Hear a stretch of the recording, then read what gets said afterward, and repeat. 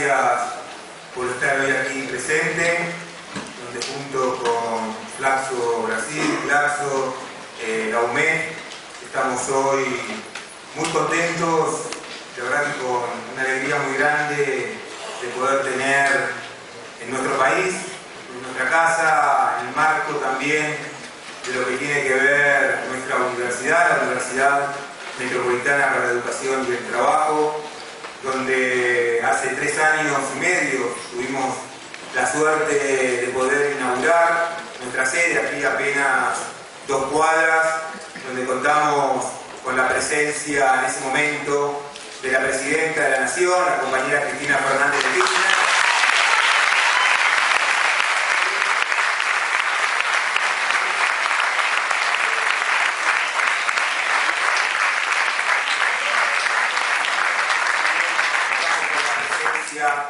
del presidente Ignacio Lula da Silva,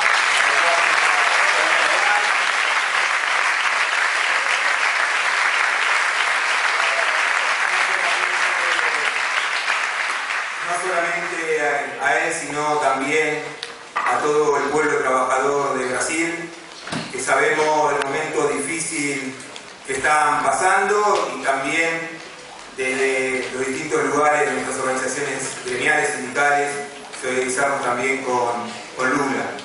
Creo que hay una frase que seguramente muchos de ustedes conocen, que repetía el expresidente de Brasil, que decía: no sabía que poner un plato de comida en la mesa de un pobre iba a tener tanto castigo.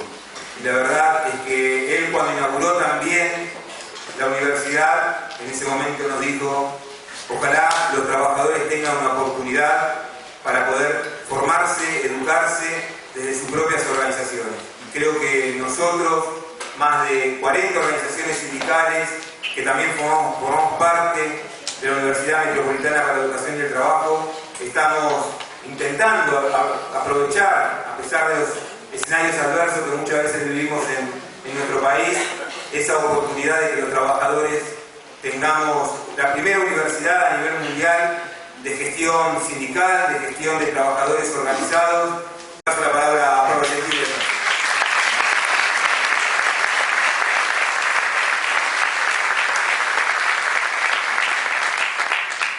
Buenas tardes a todas, a todos.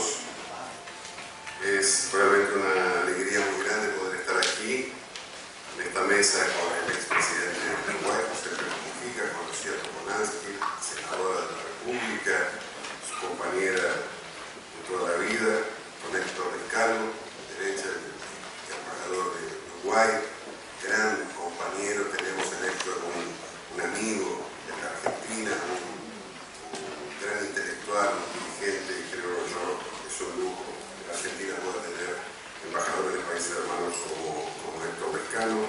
Quiero también agradecer a Lilian Alfaro, que es la cónsul general de Uruguay, que siempre con su simpatía, generosidad, nos ayuda a organizar estas cosas como este curso internacional, América Latina, Ciudadanía, Derechos e Igualdad, que se inicia ahora, que comenzamos a imaginar y a soñar con Pepe y Lucía en enero en su casa en Uruguay, cuando dijimos: vamos a hacer algo que en este momento pueda hacer apenas una minúscula contribución en este contexto tan complejo que vive América Latina, donde las fuerzas conservadoras han realizado no solo, o han obtenido no solo victorias electorales importantes, sino también han extremado todos los mecanismos legales e ilegales para llegar al poder de cualquier forma, como estamos viendo hoy en Brasil, con este golpe institucional que se está gestando en sectores del Poder Judicial, de la prensa, sectores de la policía. Entonces vamos a hacer una actividad que nos permita fortalecer aquello que nunca tenemos que dejar de hacer, que es contribuir con la formación de militantes, de activistas, de trabajadores y trabajadoras sociales, y también de estudiantes universitarios y profesionales universitarios que quieren entender mejor lo que está ocurriendo en nuestra región. Y pensamos este gran curso como un curso con personalidades de América Latina que mucho pueden contribuir a entender lo que nos pasa, en 12 clases magistrales que inauguramos hoy con esta conferencia de Mujica. Quiero agradecer a la UMED, a Flaxo Brasil, al programa Agenda Igualdad que estamos desarrollando de forma conjunta y particularmente al equipo de Claxo por todo el esfuerzo de organización de este curso, cuyos detalles ustedes tienen en un abanico que les hemos dado para que utilicen. Quiero también, como Víctor, agradecerle a Blanque y solidarizarme en nombre de Claxo y de las 500 instituciones de 37 países que forman parte de Claxo con la Sociedad Hebraica Argentina y con todas las víctimas de ese brutal atentado que sufrió la comunidad judía y argentina hace 24 años aquí en Buenos Aires.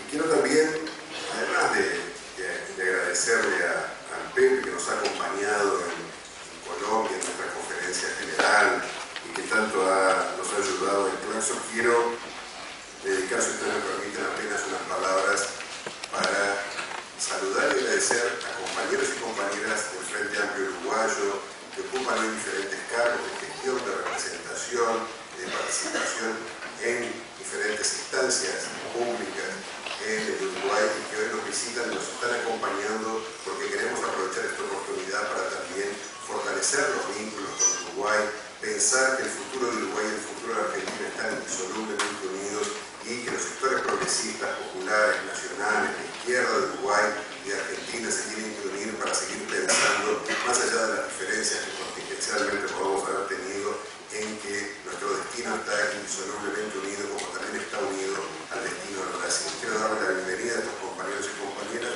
con los cuales vamos a trabajar en estos días en un plan de acción y de ideas para seguir desarrollando. Y finalmente, agradecerle a Lucía, porque Lucía creo que Lucía Toponaki muchos de ustedes ya conocen, pero a mí el Pepe me encanta el oratorio, pero Lucía es absolutamente espectacular. Cuando habla,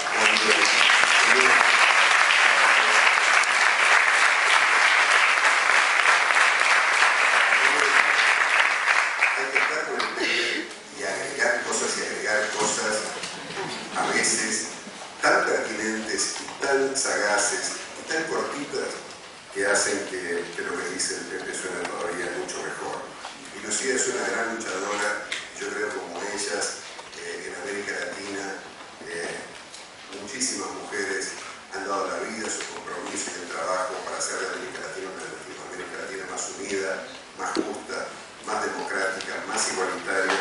En este sentido, de Claxo queremos rendirle también un homenaje a Lucía, porque siempre le invitamos a Lucía para rendirle homenajes al Pepe, y creo que es hora de que hagamos justicia con ella y la declaremos de alguna forma la mujer, el ejemplo, la luchadora, la militante política que a todos nos gustaría ser.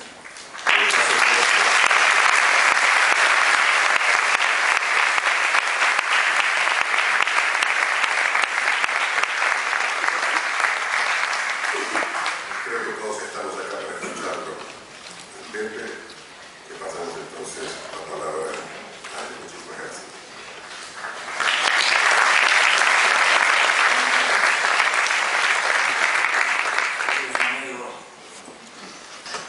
Queridos compañeros, reconocimiento a los fundadores de esta casa. Es una peripecia secular. El pueblo judío que tuvo enorme participación en la construcción de la sociedad argentina. Recién decía que los pocos judíos que salieron al mundo a ser agricultores, un sueño en la cabeza. Es una epopeya en el campo de las ideas que merece ser conocida y discutida. Nada peor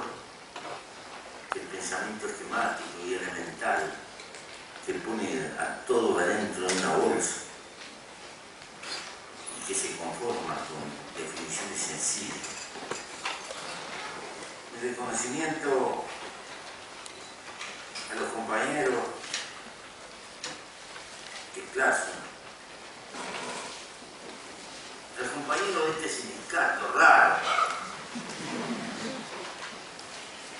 que se le ocurrió fundar una universidad. Porque en general no comemos la pastilla y queremos luchar por la enseñanza pública.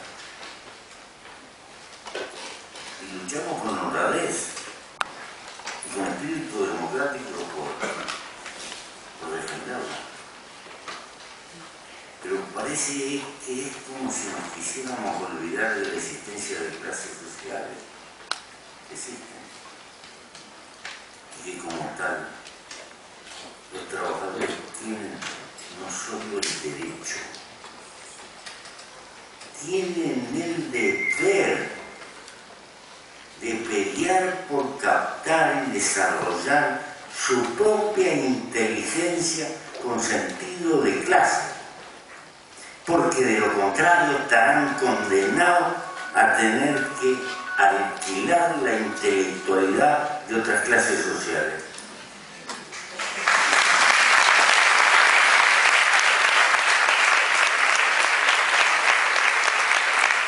De vez en cuando hay que revisar las creencias.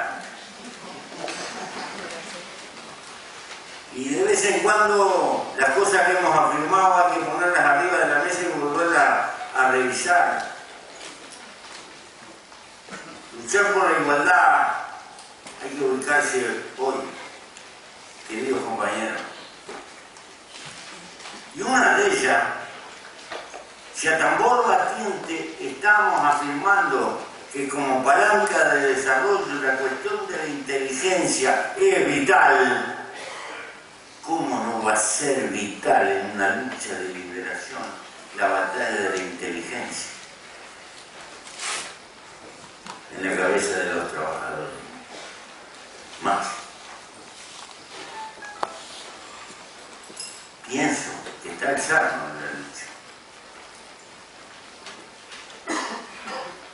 Y pienso que estamos en una época de tránsito, y este es un tema que les quiero tirar.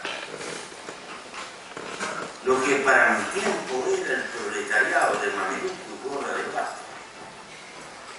más o menos con ciertos lugares, va a ser sustituido rápidamente por la pala de la historia. Ahora va a venir otro proletariado que está en la base de las universidades hoy, y ahí hay una batalla en el campo popular que dar. ¿Por qué? Porque el trabajo calificado cada vez va a necesitar trabajadores capaces tecnológicamente de entender y que son los que van a generar más pluralidad. No debemos de quedarnos con una cabeza estática al desafío que tiene el mundo en el momento donde la robotización empieza a aparecer masivamente,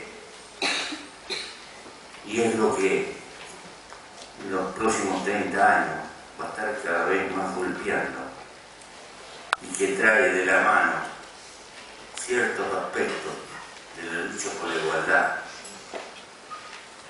La jornada de trabajo ya no se puede discutir más solo nacionalmente.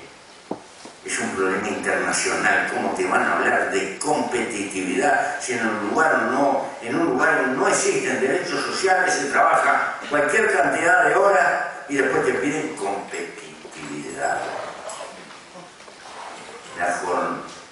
Hay una nueva jornada como la de aquellos trabajadores de Chicago de hace muchos años, pero que pasa por este hecho. Inevitablemente hay que luchar por acortar el horario de trabajo. ¿Por qué? Porque la sustitución de mano de obra en el campo de la tecnología es explosiva. Y esto hay que entender. No se puede hablar de derechos sociales si no se entiende que el reparto salarial es el primer reparto importante en la historia de la humanidad, que está por encima de todas las otras formas de reparto. No es la única, por supuesto, pero si no se tiene en cuenta, yo sé que estas cosas no son para mañana, pero son para pasado mañana. Es decir, si nos planteamos el problema de la igualdad en el marco del continente probablemente más rico, dueño del 24 o 25% del agua que hay, dulce que hay arriba del planeta, con una concentración de recursos fabulosos, pero a su vez el más injusto, eso tiene implicaciones de carácter histórico. Y no podemos echarle la culpa al imperialismo solo. Por supuesto que el imperialismo tiene en sus relaciones planteadas. Pero somos herederos de una formación feudal. La colonización de América no fue empujada con un modelo burgués, fue hecha por dos naciones todavía feudales, hijas de un largo periodo de resistencia. Eso es Iberia. Cuando uno ve el reparto de tierra, las instituciones que se afirman en nuestra América, se da cuenta. Y no es que nosotros nos vuelvamos anglófilos, ni por asomo. Pensamos en castellano y el libro que más nos conmueve sigue siendo El Quijote. Pero una cosa es la nostalgia y la poesía y la cultura, y muy otra la realidad sociológica, cómo se formó América. Es natural que un reparto feudal generara un capitalismo raquítico, un capitalismo que fue mucho más extractivo y comercial, pero que además pagamos otro precio. Salimos a la independencia en el momento que se está dibujando el mercado mundial, y cada puerto importante de América terminó construyendo un hinterland que se llamó un país. Lo cual quiere decir que quienes dominaban el puerto y el alto comercio constituyeron económicamente las clases más gravitantes. Arrancamos con una burguesía más que nada comercial, extractiva e intermediaria, y la gran renta en toda América Latina, la fundamental, ha sido la intermediación comercial en la exportación y en la importación, aparte de la renta de la tierra. Es lógico que hayamos sido desiguales, porque, naturalmente, esta desigualdad latinoamericana es hija de un proceso de carácter histórico.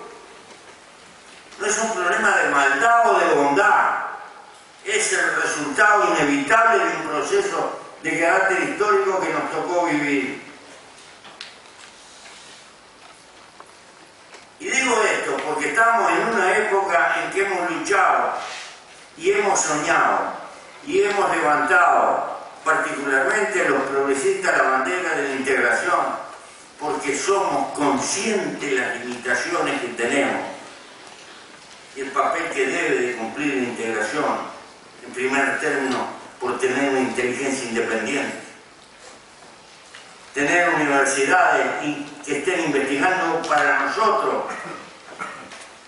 para nuestro continente, sumar fuerza en el terreno en que estamos más rezagados.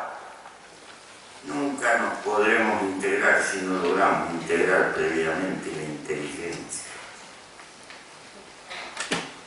Pero la economía y gran parte de la política ligada a la economía real, la concreta, la de hoy y la de mañana, no funciona con una fuerza integradora, por el contrario, porque está incubada en los carriles de la historia que nos formó. Somos vendedores para el mundo, no vendedores para los vecinos. Nuestra preocupación es poder venderle al mundo, porque ya damos por descontado que no le vamos a poder vender todo lo que necesitamos a los vecinos. Y entonces, inventamos términos que son bonitos, regionalismo abierto, cuestiones por el estilo. Tiene que ser abierto porque no tenemos más remedio, porque tenemos que salir con el bolso a vender donde podamos. Pero como resultado del fracaso de una política lateral e internalizada de pensar en América, nos hemos pasado 200 años mirando a Europa y comerciando con Europa, mi país con Inglaterra, y no nos fue tan mal, porque en definitiva el imperio inglés nos trató mucho mejor que lo que vino después. Pero no por bondad. Desde luego, y otra parte de América, y cuando se presenta China como gran mandante, nos encontramos con el que somos vendedores, exportadores de materias primas con poco valor agregado, pero cuando nos metemos en la aventura del valor agregado quedamos con la rueda para arriba, porque el mundo rico no nos compra valor agregado, y hablamos de libertad de comercio. Y no nos compra porque no hemos sido capaces de vertebrar un sistema de alianzas nuestro. Y esta es nuestra enorme debilidad política, donde el valor agregado, fuere como fuere, se vende acá en América Latina. No pudimos hacer políticamente y a conciencia el dibujo que espontáneamente la economía nos insinuó, pero no se transformó en lineal. El poco valor agregado que vendemos, lo vendemos entre nosotros. Pero eso no se transformó en un canto común de decisión política. Fue apenas un resultado espontáneo del cual no sacamos ninguna conclusión. ¿Por qué toco estas cosas? Es obvio que la preocupación fundamental es la igualdad. Pero la igualdad, si la esperamos por la economía de mercado, sentémonos a tomar mate y recemos. Yo no creo que la economía de mercado, librada a su propia fuerza, siempre igualdad aproximosa. No, por el contrario. Con esto no estoy haciendo una apología que hay que abolir la economía de mercado. Es otra historia, es no comerse la pastilla. No le pidamos a la economía de mercado que nos dé respuestas que no nos puede dar, que no las ha dado en ninguna parte del mundo. Lo que está demostrando la vigorosa economía de mercado es un movimiento formidable de concentración de la riqueza en el mundo. Eso sí. Ha demostrado, los latinoamericanos seremos los más desiguales, pero tenemos el orgullo de tener un compatriota latinoamericano como primera fortuna mundial. ¿Qué te parece?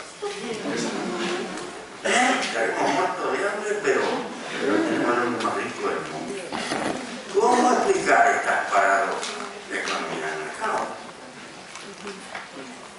Y esto tiene que ver con la desigualdad, porque la concentración de la riqueza es una concentración directa o indirectamente de poder político. Y esto es a la larga una enfermedad de la democracia, es una tácita evolución de la democracia hacia la plutocracia. ¿Por qué? Ustedes saben que yo fui gobierno. Y bueno, para darle trabajo a los muchachos hay que conseguir inversión fuere como fuere. Y la famosa inversión indirecta que viene de afuera. ¿Qué son pelados los que vienen de afuera? No, ya tienen mucha plata. Pero para que se instale le tenemos que dar cierta ventaja. Y disputamos con los vecinos. Más nosotros, los latinoamericanos, es que le da mayores ventajas para que se instale. Pero ¿a quién le damos más ventaja? ¿A que ya tiene mucho? Quiere decir que tácitamente, con nuestra decisión, por darle trabajo a nuestra gente, le damos privilegio a los que ya tienen mucho. ¿Qué me importa? Eso lo hemos vivido todos. Lo que pasa es que yo tengo la honradez intelectual de decirlo, porque no es fácil evitar esto cuando uno tiene miles de personas que no tienen trabajo y estamos sometidos a esa presión. Pero esa propia presión, ¿a qué contribuye? A un aumento de la concentración de la riqueza. Y a la postre,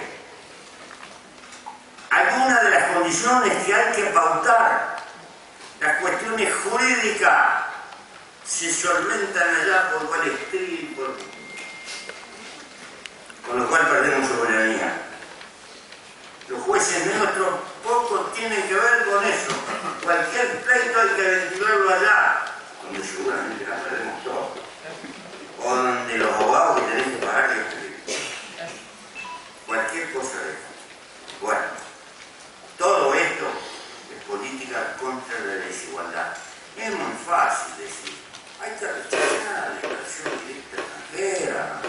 Así, sí.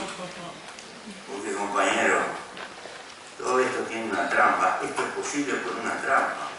Nosotros no tenemos la fuerza primitiva de nuestro bisabuelo, de aquellos que se juntaban con una mujer y decían contigo pan y cebolla, o de los viejos colonizadores, que cantaban en el puque en medio de la pampa, y a los 5 años, 10 años empezaron a construir una casa como podían. Ya no tenemos esa fortaleza, pertenecemos a otro tiempo, a otra época, somos hijos de la sociedad de consumo. Cualquier cosa que nos falta tenemos unos problemas horribles, espantosos. ¿Por qué? Porque el capitalismo genera una cultura, no es solo un sistema de relaciones económicas. El capitalismo ha generado su propia cultura funcional. Cuando uso la palabra cultura no me refiero a los cuadritos que se cuelgan en la pared, o los cantores que cantan, o los cultivadores del arte, o los grandes escritores, no.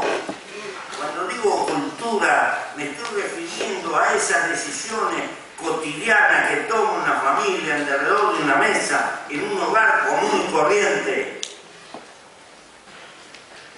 Y allí nos damos cuenta que tiene mucho más peso la propaganda emotiva, insistente, sobre nuestra inteligencia emotiva.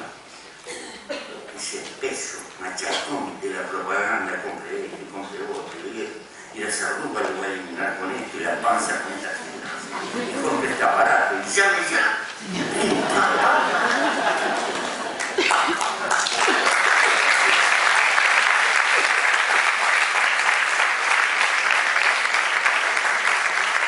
Compañero, pesa más que un ejército eso. Los ejércitos en todo caso están cuando faltan.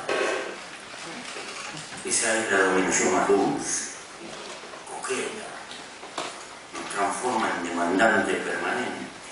Cantan las burbujas, 100 años la Coca-Cola haciendo propaganda. ¿Qué aprendió?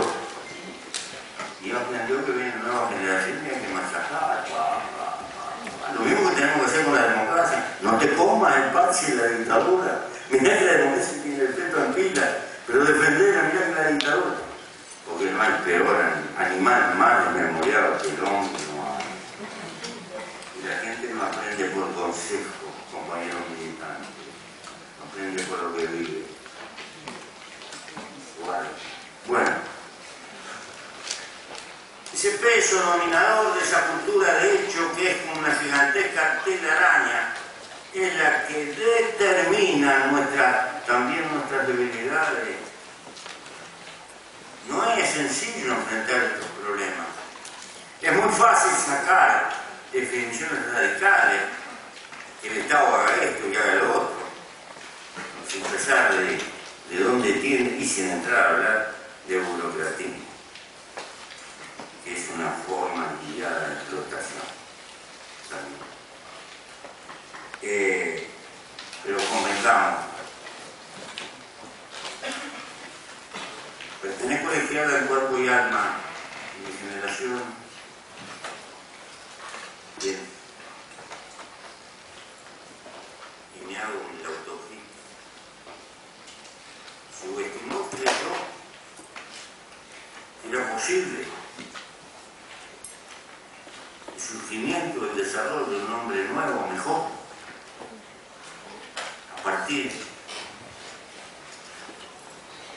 a partir de socializar los bienes de producción y los ejes fundamentales de la distribución en una sociedad. Nos equivocamos muy feo. Nos equivocamos en no darle el valor del peso que tiene la cultura real. Y que en realidad una sociedad, si no tiene cambio cultural, no cambia. Y que los cambios culturales son más costosos que los cambios materiales. Por eso lo que dije al principio, ¿cómo no? Los trabajadores tienen que tener sus universidades. Pero si la Iglesia Católica y los evangélicos, Juan y Pedro, tienen su universidad, ¿por qué las centrales de trabajadores no pueden tener orientar su docencia? Y luchar por el sistema de beca y todo lo demás. No, que tenemos que luchar por lo público. Obvio que tenemos que luchar por lo público. Pero en lo público entran todas las clases sociales. Y los trabajadores son últimos, siendo lo más importante en el campo de la generación de riqueza. Tenemos que pedir cristalicidad en las empresas. Los trabajadores tienen el derecho y el deber de conocer la contabilidad de las empresas. Pero la contabilidad real, y hay que reconocer el derecho a la ganancia real, pero no al abuso. Porque el abuso debe ser una cuestión social. Que esto es más revolucionario que nacionalizar la fábrica. Entrar en la contabilidad. ¡Ah!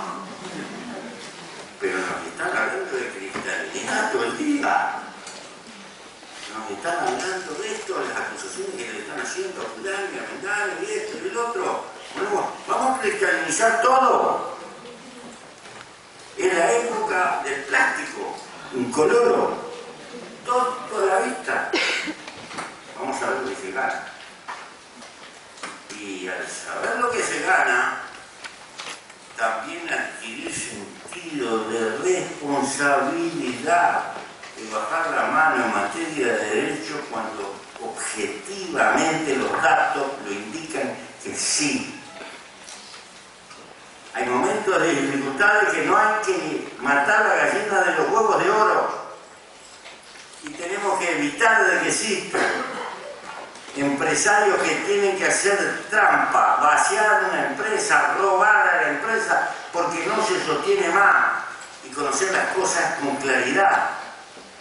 Eso es cultivar la paz en una sociedad.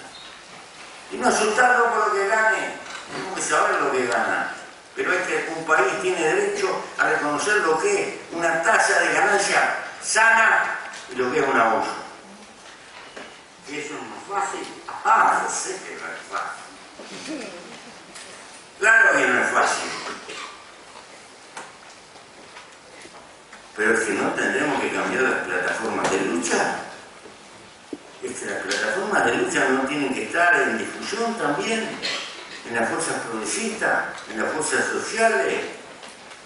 No solo tenemos que pelear por derechos, tenemos que pelear por responsabilidad. Tener la responsabilidad de que no se caiga la economía.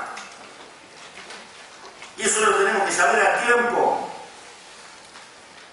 Estamos hartos de empresas fundidas, con empresarios ricos y bucos que después tienen que pagar a la sociedad.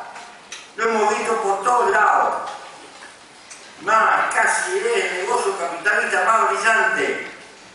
Bancos que se funden y se funden y se funden, como pasó con Estados Unidos después, entre todos levantando al muerto. Como ellos tienen la maquinita, entre todos estuvimos levantando al muerto de la joda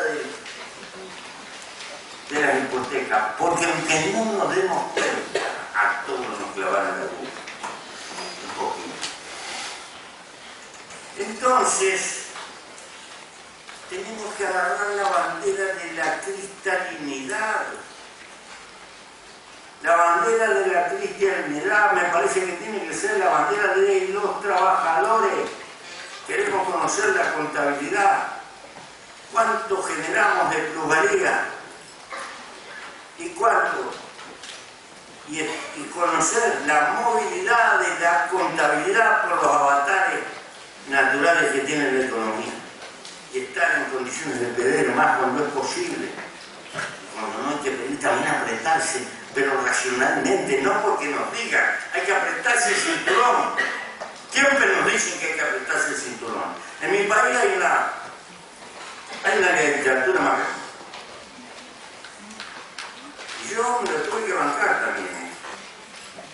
Cuando la cosa viene más o menos bien, tenés que cuidar de no gastar mucho por las dudas para cuando viene mal. Y cuando viene mal, tampoco podés gastar porque viene mal. Entonces, tenés agujeros en pila, pero si querés tapar un poco de esos agujeros, la deuda social, es terrible, es un pecado, porque estás agrediendo el equilibrio de los macronúmeros. En el fondo no sabemos qué pasa. La contabilidad empresarial, lo más importante, es un misterio. Es un verdadero misterio. Y de todo lo que he dicho, lo más explosivo hoy es esto. No creo que haya dirigentes sindicales que se animen a plantear esto así como así.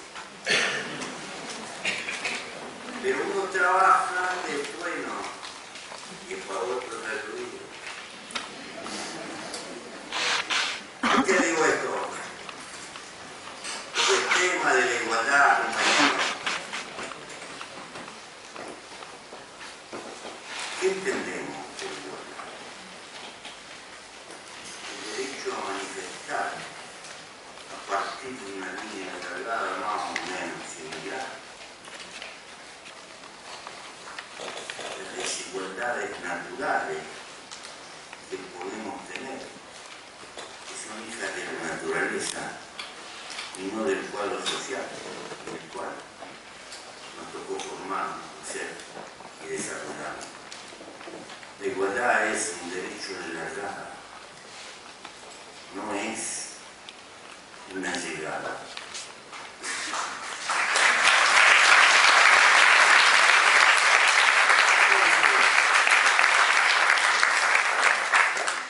Y todos sabemos que hay una multitud de gente que tiene un derecho de largada casi condenado. Que hay algunas excepciones, sí, claro. Siempre va a haber excepciones para todos. Pero hay gente que está condenada por el cargo de la sociedad que le tocó nacer. ¿Cuál es la lucha por la igualdad? Que tenemos que transferir apoyo social y recursos y riqueza hacia ese pozo maltratado, tratando de incorporarlo al campo de los derechos elementales. Y no hay que asustarse de llamarle a eso transferencia de riqueza para dar oportunidades. Sí, eso puede tener otra historia. Eso puede ser un arma de demagogia. Puede ser un arma que se utiliza con sutileza política. Sí, es cierto. Puede ser todo eso. Pero es indudable de que existen escalones en nuestra sociedad que si se dejan librados al libre albedrío de lo que puede aportar el mercado están condenados. Eso no solo en América Latina. Hoy lo está demostrando el mundo entero. Va a ser difícil encontrar una sociedad más desigual que la norteamericana. Va a ser difícil. Va a ser difícil encontrar también una concentración de la riqueza como la que hay en Estados Unidos. Por eso, me parece que esta aventura de la lucha por la igualdad es también una aventura de lucha por la democracia. Ya lo estuve señalando. Creo que la concentración excesiva de la riqueza y políticamente hay que aprestarse a ponerle límite a la acumulación de la riqueza. ¿Por qué? Porque es peligrosa, porque es malsana, porque es injusta.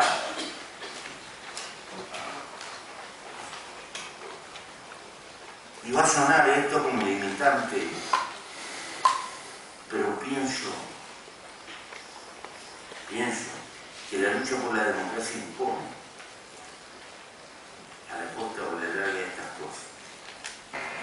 Si el señor Miguel tendría que vivir 220 años, dice un estudio por ahí, gastando $1 millón por día,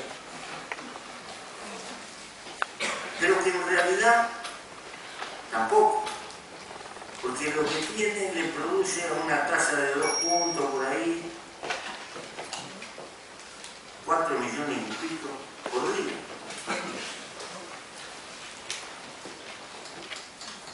Usted que tiene esta peligrosa últimamente. ¿A qué quiere tener un tipo que anda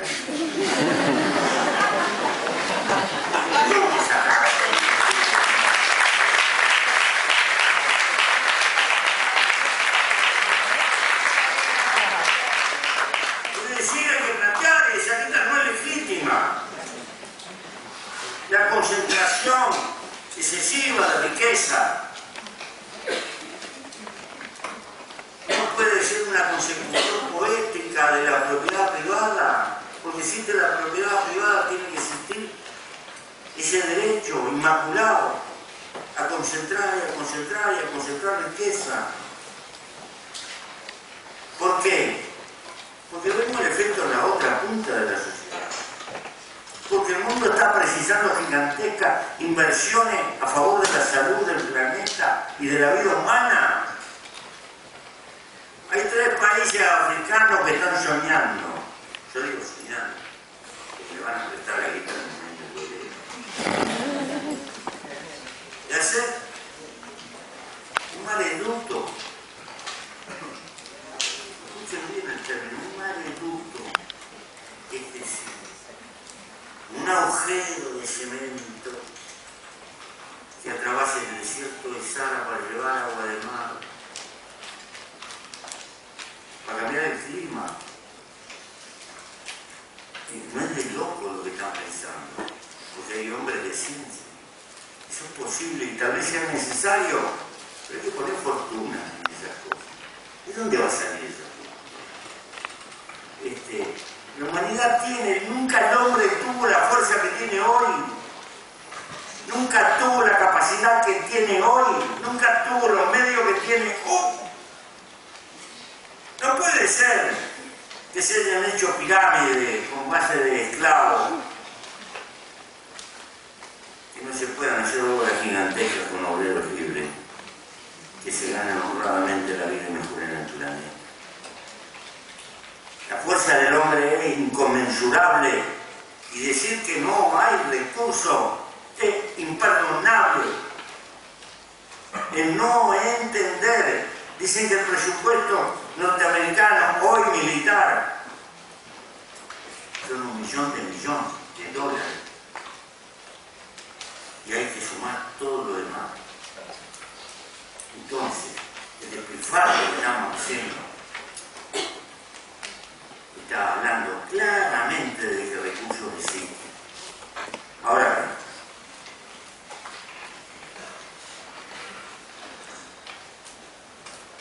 Pero hay otro elemento que transformar. Yo sé que transformar el mundo tiene algunas pequeñas dificultades. Estoy absolutamente consciente. Pero no es tan difícil cambiar nosotros mismos. No podrás ganar la batalla de cambiar la realidad del país, pero puedes sentarte contigo mismo, empezar a luchar por ser mejor. Se le puede pedir solidaridad a otro sin tener una práctica permanente de construcción de la solidaridad terreno adentro. No es posible que manejen buena parte de nuestras más íncitas decisiones con campañas publicitarias por una máquina boba y nos hagan marcar el paso, porque no somos capaces de hacer introspección y pensar y valorar. Yo no estoy haciendo la apología de que hay que ir a las cavernas o vivir en un rancho de nylon o construir por el estilo. No podemos dejarnos manejar y saquear, ni dejar inerme a los que se están criando alrededor nuestro. Hay una lucha consciente, porque ahora está de moda hablar en la defensa del medio ambiente. El medio ambiente, si seguimos con esta cultura de derroche y de despilfarro, está condenado. La agresión al medio ambiente es hija de la cultura favorable a la acumulación capitalista. Se necesita hacer bienes que duren lo menos posible y que haya que cambiarlos, si es posible, todos los días, y que vivas toda tu vida pagando cuotas, y que la heladera, si es posible, te dure 15 días y te aparezca otra mejor, y andes siempre desesperado, y que el auto no te alcanza, tiene que ser más grande porque el vecino tiene otro más grande y buen traste, y tenés que pagar y sacar la cuenta de la cuota y no sacar la cuenta de cuánto pagás de seguro, cuánto pagás de patente, y ese y el otro. Estamos rodeados por todo esto. No hay maestro que te salve, te salva esto. Si sos capaz de sentarte 10 minutos en la cama todos los días y hacer un repaso de lo que estás haciendo, si está bien o no. Vos llevas un juez adentro, vos tenés un tipo con valores adentro tuyo. Ese te tiene que anular lo que está bien y lo que está mal. ¿Por qué? Hermano, no comprás con plata, comprás con el tiempo de tu vida que tuviste que gastar para tener esa plata. Y el único valor que hay arriba de la tierra es la vida.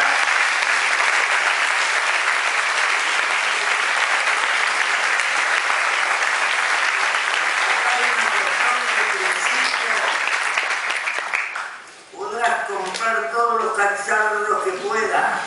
No puedes confiar tu tiempo de tu vida.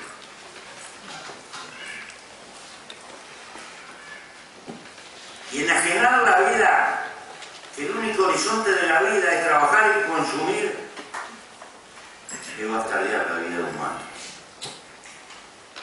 Yo no sé si existe Dios o no existe. Tan importante, Señor, como decía Lupán, que se almuerza. Pero que tengo claro que la naturaleza en sus trampas probablemente haya quedado este modo raro como para recrearse, como para tener una conciencia. Conciencia de pensarse a sí misma la propia naturaleza. Y nos puso a nosotros como monos complicados y complicadores. La naturaleza también nos puede barrer. Y nos va a hacer mierda si con pasión.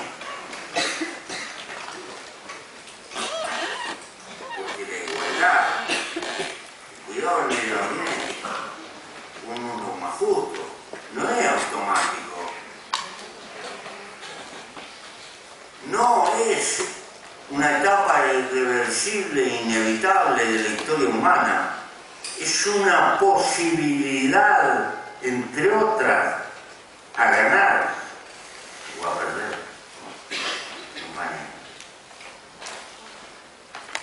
Fíjense los métodos de la informática hoy. Todo lo que hemos conocido de esclavismo, de pérdida de libertad, son por otro. A lo que puede significar la explosión tecnológica en materia de supresión del hombre. Por eso hay que hablar de democracia y de libertad.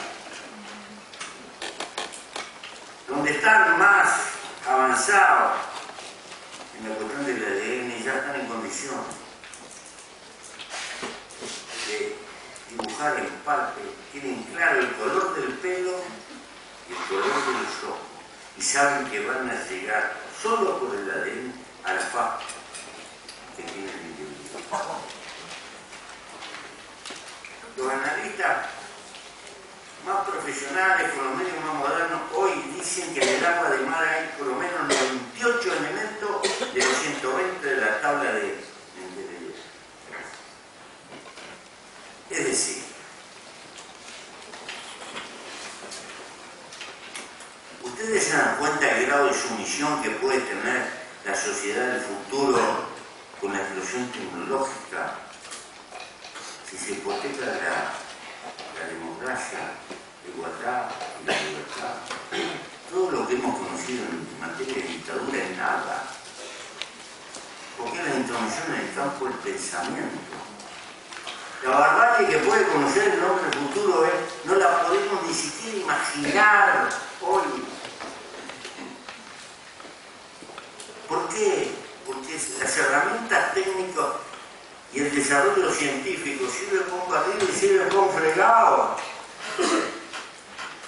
La ciencia por sí sola no es liberadora. Es liberadora de acuerdo a la intención política que hay atrás de ella, como una herramienta. Entonces, la cuestión de la política empieza a ser más central que nunca, porque si no esta humanidad es como un mono con una ametralladora. La situación tecnológica va a permitir hacer cada barbaridad, que la única salvaguarda es la lucha por la democracia, la lucha por la política en el sentido trascendente. Yo con esto quiero terminar, compañeros. Pero pienso que las repúblicas aparecieron en el mundo para suscribir que básicamente somos iguales. Fue como un grito desesperado y harto contra la nobleza, contra el feudalismo, contra los abusos monárquicos.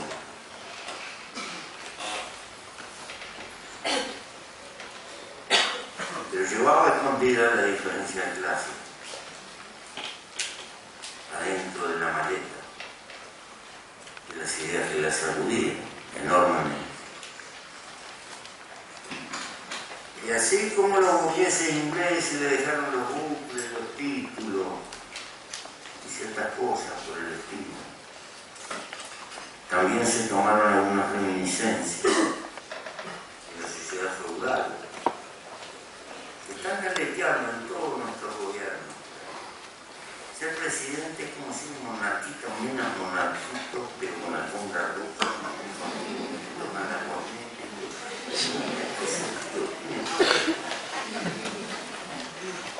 O hay que patear eso.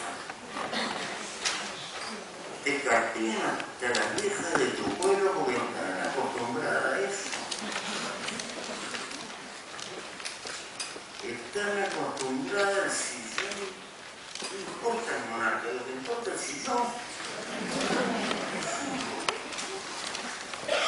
Es decir, hay cosas metidas muy adentro subliminalmente en nuestra cultura. Nos cuesta ser republicanos enormemente en los hechos, sobre todo cuando tenemos poder. Cuando pateamos somos todos republicanos, pero cuando tenemos poder la cosa no empieza a interesar. Hay que luchar por más igualdad, por más democracia, por más republicanismo. Pero acá viene el papel de las organizaciones de izquierda y de los partidos. Hay que dar a batalla en el campo de valores, cómo vives, para qué vives, con qué te comprometes. Yo no le puedo pedir a la sociedad que sean todos santos valores y cuestiones por el estilo. No. Nada de purismo. Nuestra rotosa humanidad es como es. Y hay que hacer las cosas con eso.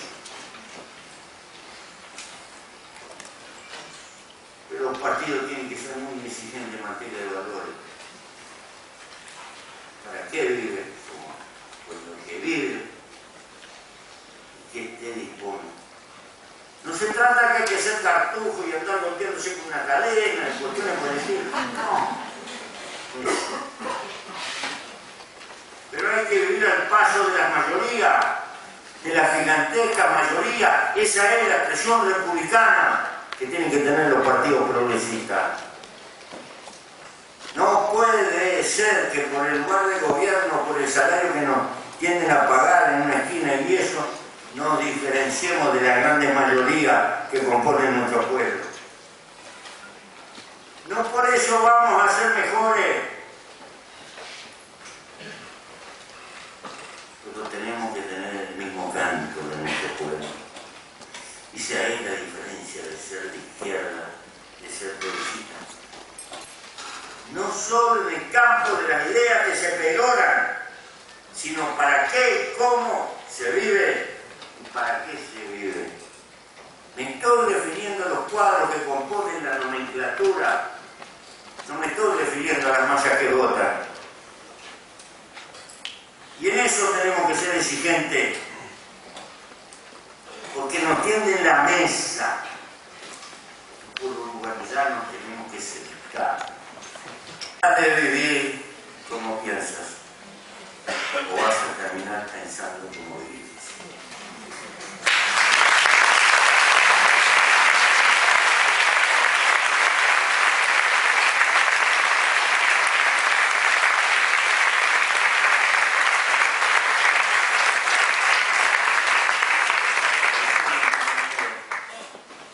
En nombre de la lucha por la democracia y la igualdad. Pero no es fatal. Depende de lo que seamos capaces de hacer. Cuando miro individualmente, sí le quiero transmitir particularmente a la gente joven. Lo he dicho 1000 veces, mi papel es machacar. Se pueden hacer como nacen la lechuga, el verbo, que nací. Pero después de haber nacido, ser humano, mujer, hombre, la vida se le puede dar un sentido, una orientación. Los seres humanos luchamos por la felicidad, nos damos cuenta o no. Sé feliz, gastando buena parte de nuestra existencia al servicio de lo que pensamos. Porque lo que pensamos, en el fondo, nosotros lo pensamos, lo sentimos. Y en definitiva, esto es darle causa a la existencia. ¿Puede haber otra vida más tranquila? Sin menos esperanza y menos compromiso. Como el vegetal.